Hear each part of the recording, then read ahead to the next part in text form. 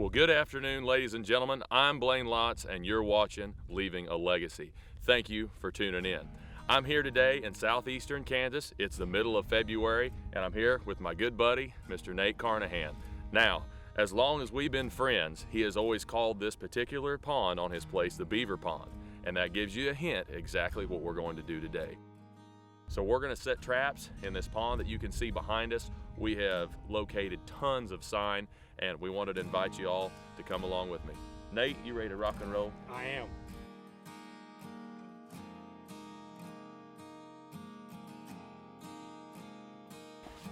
Okay, before we get started, I wanted to do a little segment called What's in the Sled. So this is a jet sled right here that I purchased just for beaver trapping, and this is where I keep all of my gear so I can pull around a pond, creek, whatever location that you're at. And I wanted to show you kind of the basic things that I have in my trap, in my jet sled here. So obviously this right here is a Beaver 330 body grip trap, phenomenal trap, my #1 when it comes to catching beaver. So I've got 10 of those in here, and those are legal in Kansas. Now they're not legal down in Oklahoma or anything like that. Also, you have a pair of setters. This makes life a lot easier. It compresses the springs on the side of the 330. T-bar stakes. I believe they're 24-inch stakes. Got a dozen of those in there as well. A must in the trapping world is a hatchet, a pair of shoulder gloves for your hands and arms when you're pulling traps, putting traps in, all of the sort. Something that's always kind of interesting, I carry a pair of scales around. I always like to see what I trap. Every trap is labeled. That's the legal way to do it. You want to put your name, contact information, your trapping number and ID and such on your traps. And that pretty well gives you a summary on what's inside the jet sled with B-Lots.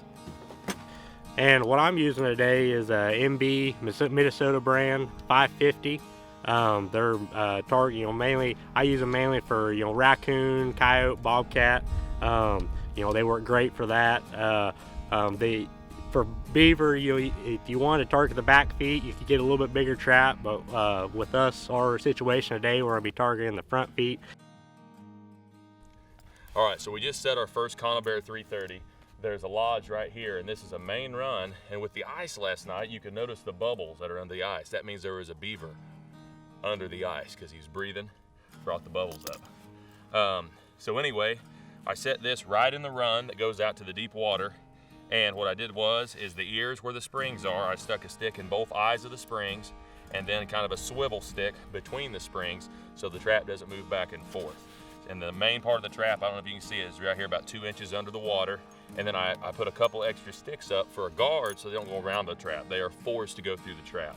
Now, in hunting, fishing, anything that you do in life, safety is always the #1 thing. And if you're beaver trapping, make sure you have one of these because this is a center safety for the center of your conibear trap. You have the ability to put this on the center of the trap as it's set and hold it there, and then you can take your safeties off of your springs and wire them back so they're out of the way of the trap so it can fully set off if a beaver do deploy it.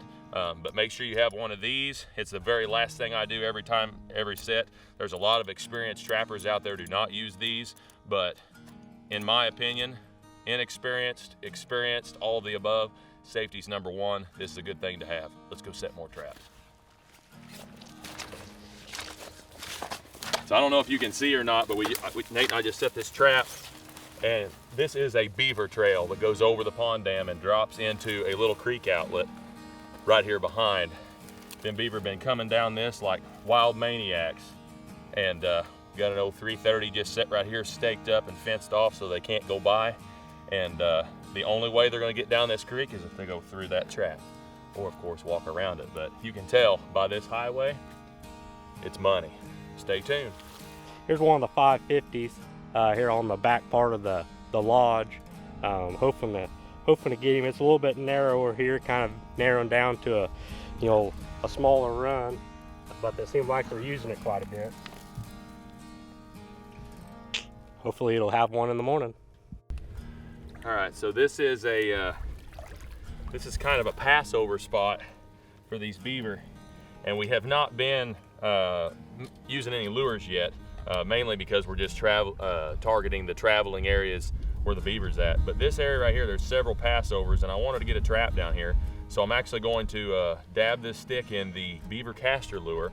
And what this may do is it will maybe entice the beaver to come this route. So I will actually put this right here by the trap. There we go. And that beaver should come right here next to this trap. And he'll smell that to mark his turf, and it'll be too late. That's the game plan. Caster lure. Most people would put it on either side, like coming up on a caster mound or something like that. With this being a crossover and kind of a passover area, I just decided that I would put it right here between the trap, just to have that smell right here, because this is where they're going to want to pass back and forth going from the pond back into the creek. All right, well, just done setting the first snare, got it tied off to this really stout stick. There's a really good run that comes through here where they travel through, and it's just as wide as a snare. With a snare, you want like an 8, 9, maybe 10-inch diameter circle, and that's what I've learned here recently, and I've caught 3 beavers in the snare just within the last week. It's tied off really solid, because you'd be amazed at how much pulling power these beaver have. But this one's set. I got this one right here, it's tied off. Then this is the vertical stick that holds the snare. You wrap the wire around the snare, pull the plastic or rubber slide over it, make your loop, put a little crimp in it, hang it down, and then I take little bitty small twigs to shape the snare just to hold it in place, so just water or wind doesn't move that snare, pivot it, and then stake it off where that's their only avenue. It's about half underwater, half out, and so if you got a beaver that goes under or a beaver that's on top, it all goes through the same circle. First snare. Hopefully we nail one right here in Carnahan land. Well, we got another 550 set. Kind of a little dam they made, but we're trying to figure out if they're going underneath it or over it. But as you can tell, I went a little deeper than I wanted to. But it went from about a foot there to about, thigh deep there. But we're thinking they very possibly could be going over it. So I got a 550 set. If they come over it, they're gonna get caught, and we'll see what happens. Tomorrow will tell us more things if there's one in it or not.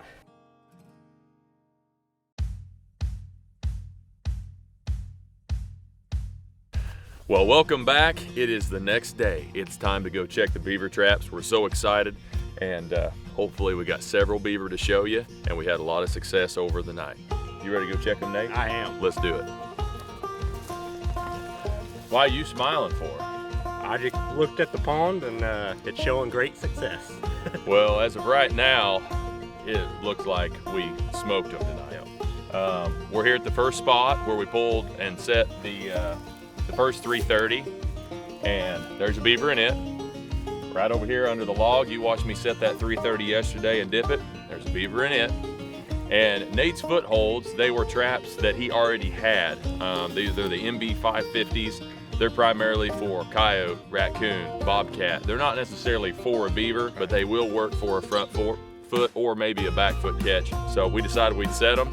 And Nate, I think you got a little good luck, bud, because we can see a beaver shining on the levee and another one over there.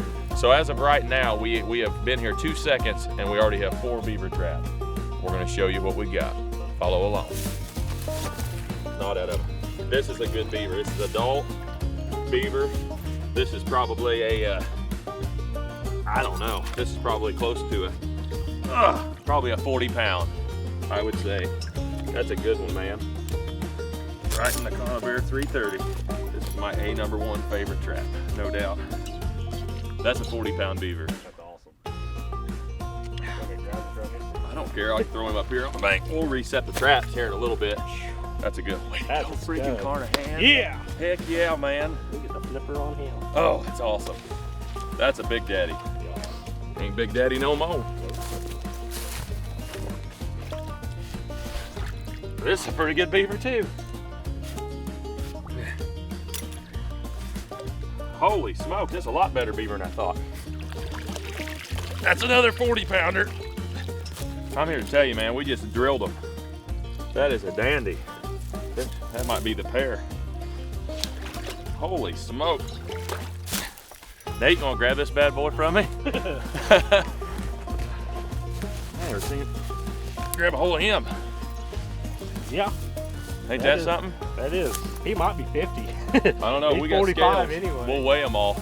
But we're gonna reset this trap here, but we wanna go get all the beaver rounded up first, and then we'll show you. Yeah, he's got a big slice of his tail. Yeah, got a big old. Well, here's one. And another 550. Right at the 330s that you just talked to about, we're over there. This guy, a little bit smaller one, but we'll take them all. They all chew about the same. So. That's in front leg catch too. Front leg. Perfect. Yesterday in the video, I told you this is a beaver highway right here that drops into this little creek outlet right here. And this is another solid beaver. I can't believe there's this many beaver in this one spot that are putting up with each other. But I guess they got so much of an area right through here and multiple lodges, and I just think they got enough. They got access to the creek. Right, so I'll pull this beaver up right here. If you're looking to trap beaver, I mean, we're trying to make this video enjoyable to watch, but at the same time make it informative or informational, so you can watch one video and know how to trap beaver. And that is if you have issues where you're from. Now, look at this beaver right here. That's a 30 pounder, 30-some pounder probably. That's another foothold beaver, and a dandy one right here. I think he's caught by the front feet. We're gonna get him dispatched, and we'll show him to you. Perfect front foot catch. Couldn't ask for a better one. There we go, ground anchor. What do you think of that? That's pretty crazy, man. Big sucker. Big old chompers.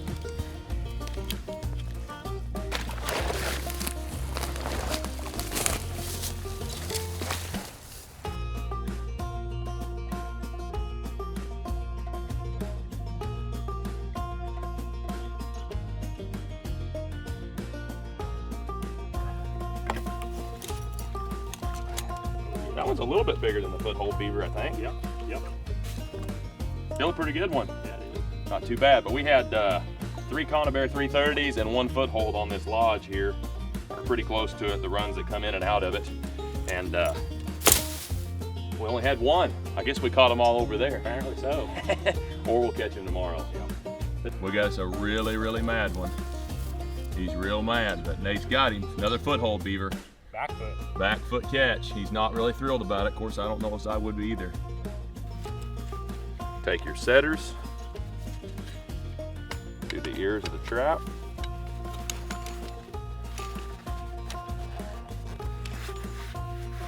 Pull them together, preferably. Then you bring that safety back over, drop it, bam, that side's done. Same thing on this side. Take the ears. It's amazing how tough these springs are. Same thing on that side, bam. Pull the trap out, and you've got a 3 beaver. Center it right there, bring the dog to the center, compress it together, and then put the dog. I always use a second groove. If you want a lighter set, you can always use that first groove. And then bam, put the safeties right there, and you're ready. Just gotta take the safeties back off and set the trap, and you have a 330 ready to go. All right, well here they all are. 250 pounds of beaver. Yep. One night of trapping right here on your pond, the Beaver Pond, in Carnahan land. And the traps we used was a 330 Conibear. Also, we used some snares. We didn't catch any in the snares, but they're there. Yep. And then the footholds. Right. And in your case, you used the 550, and we've recommended in the video to maybe get a little bit bigger trap, but just completely super stoked. Nate, this was your first ever beaver trapping excursion. First experience. I might be hooked for life now. I mean, this is pretty cool. Yeah, pretty cool. And it all started kind of on my end, so to speak, because they were just completely just destroying the creek on my property. They destroyed 2 ponds on my parents' land, and I was forced to learn how to do this. Well, it started off as a job, but then almost it became a hobby, and I got almost kind of addicted to it. And so I told Nate, I said, I've got them kind of trapped out on Mom and Dad's in my creek for a little bit. I said, let's get together and let's go to the Beaver Pond, and let's go back there and see if we can't catch any beaver. Completely blew our expectations. We have 5 full adults on here, and then we've got 3 smaller beaver, which you're going to get that, you know, in any pond that you go to. But the biggest beaver was 52 pounds, and the smallest one, what was the smallest one? Like I think it was like 18, yeah, 19 pounds, it was 20 above pounds. 15. Yeah. Yeah, so anyway, awesome time right here in southeastern Kansas. We're gonna go and set up all the traps back again. We're gonna be back in here in the morning, and we're gonna check these traps again, and hopefully we can bump this. But I'd caught 11 beaver myself prior to this. Yeah. And to completely almost just shatter the record total that I had got initially was amazing. So I hope that you find this video useful. That's why I wanted to make this video happen, because I'm no expert beaver trapper at all whatsoever. It's something that I learned. I watched a lot of YouTube videos, I did a lot of reading, and also, you know, we've both done the Kansas Fur Harvester Education course, and that was very informative and something that is required to trap beaver, but at the same time taught you a lot. Like, I highly recommend doing that just because it teaches you so much, and it's a requirement anyway. And then of course we both have our hunting license, our lifetime hunting license and fishing license and everything anyway, so we was pretty well set. I believe a resident for Kansas, I believe it's $27.50 for your fur harvester's license. And then in addition to that, if you're wanting to go big, the lifetime for harvesters is $500 and $250, I believe. And then of course you got your, you know, your hunting licenses and stuff like that as well. But just an absolute blast to be able, you know, him and I used to hang out all the time. All we did was hang out every weekend, and we go hunting and fish, and now our lifestyles have completely changed. You know, mine being auctions, you farming and ranching, and everything in between. And it's just, we don't get to hang out as much anymore. And it's awesome to be able to do this. I know we was doing a favor for this pond by getting these out, but also at the same time we got to hang out, have quality time, and just have a lot of laughs and stuff. And neither one of us have got a finger in the trap yet. I know it. So we're doing awesome. We're doing great. We still got to set them back. So yeah, that's right. So we're gonna take some great pictures right here, and thanks for tuning in with us this morning. We'll see you back here in the morning, and hopefully we got a whole pile of beeves sitting right in front of you once again. We've definitely put a dent in them for the first night on this pond. So you're watching Leaving a Legacy, and we'll see you tomorrow.